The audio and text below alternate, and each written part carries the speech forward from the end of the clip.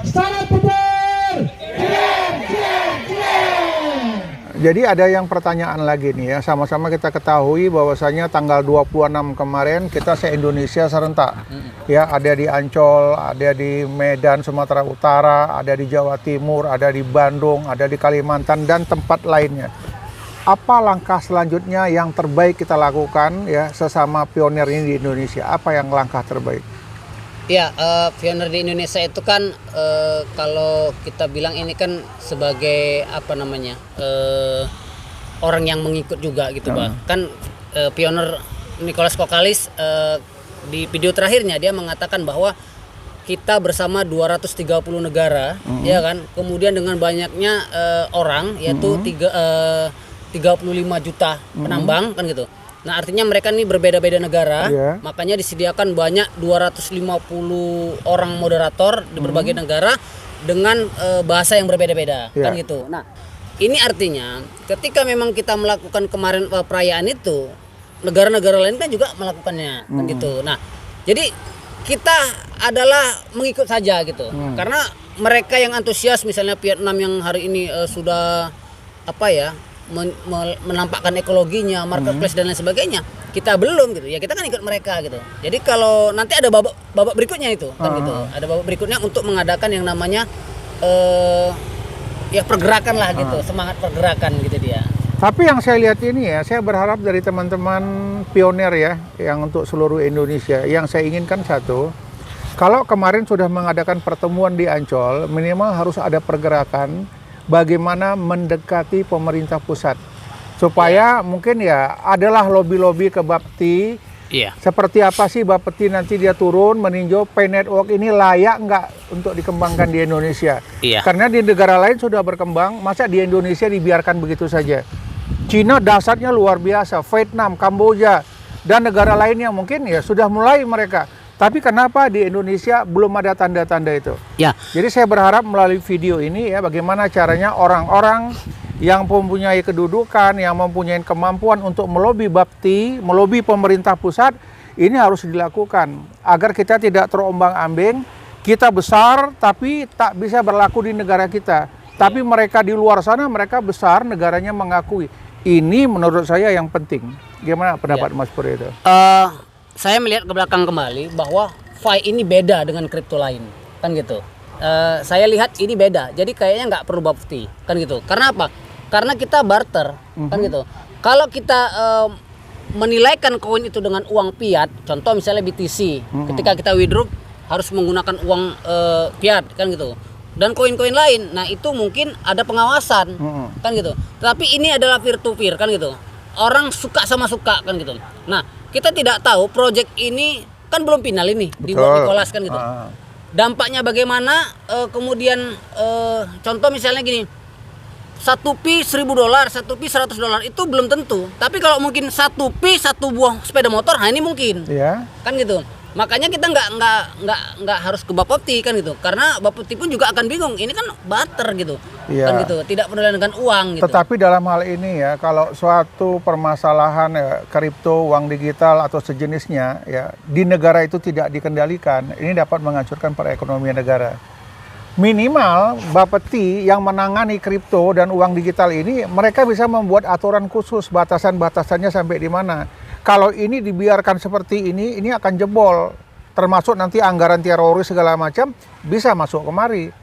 Jadi dengan adanya mungkin bekerja sama dengan pemerintah mengatur batasan-batasan, atau pemerintah membuat badan khusus yang menangani tentang hal ini. Kalau kita menganggap kripto lain dengan kita punya pay network ini, uang digital kita ini, kita hanya sifatnya barter. Kalau pemerintah tidak campur tangan, tidak ada aturan main di pemerintah Indonesia, saya yakin ke depan ya kita akan susah pionir-pionir di Indonesia.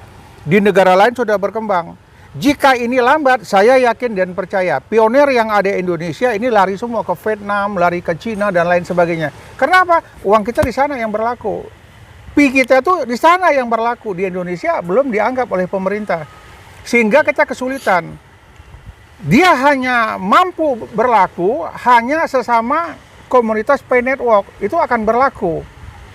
Kita sama kita is okay, tapi pemerintah ya harus kontrol itu, kalau enggak susah juga gitu.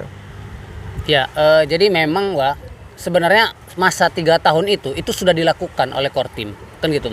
Bagaimana undang-undang GDPR, bagaimana apa namanya ya, izin untuk pengambilan data, itu semua sudah dilakukan oleh pihak Kortim. Kita nggak tahu, kita sebagai pioner memang nggak tahu karena apa? Ada beberapa negara yang memang tidak dibolehkan seperti Iran. Iran ditutup orang tuh sudah tak diberi Iran izin. itu tidak boleh datanya diambil. Ya. Nah, sudah itu pengamanannya juga tidak bagus kan itu. Makanya tidak boleh. Nah, di negara lain kenapa boleh? Di Eropa juga kenapa boleh? Karena memang mereka ini sudah bekerja. Mungkin mereka sudah mengatakan bahwa koin ini beda dengan koin-koin yang lain kan gitu. Nah, kalau misalnya dengan izin kan gitu. Izin Bapeti tadi kan gitu. Negara lain juga akan mengadakan hal yang sama tentang izin kan gitu. Tapi saya pikir ya kan bahwa kita nggak tahu lah, ini kan koin kita ini kan belum tahu harga ini kan gitu. Kalau belum tahu harga ini belum bisa ditukar uang fiat, itu memang tidak ada izinnya dari pihak manapun kan gitu. Betul, dalam skala kecil iya, tapi dalam jangka panjang ini harus ada, nggak mungkin tidak. Kalau gitu. itu nanti dia mengikut namanya masalah kan gitu. Kalau misalnya nanti koin ini memang sudah berputar kemudian menggunakan uang ya kan, uang yang beredar ya kan, ini akan mungkin ada pengamanan. Tetapi ingat kembali lagi, ini barter, ini barang barter, memang bukan betul. barang uang. Contohnya gini bang, uang pi adalah uang pengganti uang fiat kan gitu. Nah kalau misalnya ini sudah terjadi barter, uang fiat kan nggak ada. Betul. Kan gitu. Jadi kalau yang dapat yang namanya pengamanan, izin itu kripto yang bisa dibarter dengan uang, artinya dia berubah menjadi uang. Kan ini gitu. kan kita berbicara jangka panjang. Jangka panjang nanti mau tak mau Pay Network juga bisa diuangkan. Bang, kubelilah Pia bang, berapa bang mau jual? 1 piece sekian harganya. Dia bayar pakai duit kontan, kan bisa terjadi. Ya itu bisa terjadi. Nah, jika ini pemerintah tidak cepat turun tangan, campur tangan dalam hal ini, saya yakin dan percaya pemerintah akan rugi dengan sendirinya. Mereka tidak akan bisa dapat pajak, mereka tidak tahu pengawasan peredaran keuangan di lapangan. Dan ini beresiko tinggi terhadap pencucian uang. Jadi apapun ceritanya, pemerintah harus cepat turun tangan. Sayangnya, sampai hari ini belum pernah saya dengar satu orang pun anggota Dewan, anggota DPR yang membicarakan ini. Dan saya juga menghimbau kepada teman-teman Pay Network yang ada di Jawa, yang kemarin kumpul di Ancol, cobalah mulai berpikir lagi ya, berpikir yang positif. Cobalah mulai berbicara ke tingkat anggota Dewan, agar Bapeti atau orang yang bertanggung jawab tentang peredaran uang digital, peredaran uang yang lain sebagainya, turun tangan mengatur permainan ini. Kalau permainan itu tidak ada aturannya, bisa kacau semuanya. Nah, jadi ya itu memang penting, Mbak. Tetapi memang ini kita lihat dasarnya gitu. Ini barter kan gitu. Sedangkan nilainya ada di dompet kita. Betul. Bitcoin dan 12.000 kripto lainnya itu barangnya ada di Indodax, ada di aplikasi-aplikasi kan gitu. Bukan tempat kita. Sementara ini di tempat kita sendiri, blockchain kita sendiri. Kan kalau gitu. yang saya lihat Mas Peri ini bukan ngotot ya, ini diskusi ya. Kalau masih di sesama kita di antara kita sih oke-oke aja ya. Tapi saya berpikir ada orang luar yang coba ingin memanfaatkan kita, memanfaatkan Pi ini. Mereka mau masuk ke dunia Pi. Ini nggak main-main loh, bisa menggoncang perekonomian Indonesia. Semua orang belanja nanti dapat prioritas pakai koin Pi. Orang nggak mau pakai uang kontan dulu.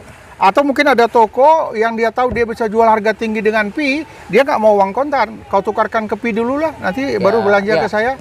Nah inilah perlu adanya pengawasan dan pengaturan. Supaya apa? Saya berkeinginan agar Pay Network, peredaran uang di lapangan, peredaran koin di lapangan, ini legal, tidak ilegal. Kalau tidak ilegal kita sembunyi-sembunyi. Dan pemerintah ini belum banyak tahu tentang ini. Tetapi pada saat ini diberlakukan, pemerintah sudah mulai tahu, pasti kita diintipnya pajak, ada cerita. Itu saya yakin dan percaya itu. Ya tapi memang saya belum sampai ke situ lah, Pak ya. Tapi memang kita ke depannya ya berusaha semaksimal mungkin bagaimana ini tetap berlaku. Tapi memang saya lihat Fi adalah beda dengan kripto lainnya. Itu saja kan gitu. Jadi mudah-mudahan ya kalau memang nanti melibatkan hal-hal seperti itu, ya izin itu ya kita nggak tahu kan. Nggak tahu lah orang tuh. Kan, gitu. Karena memang ini masing-masing punya dompet gitu. Betul. Tidak kalau kripto lain itu adalah uangnya akun orang lain gitu, di akun Indodax, di akun lain sebagainya.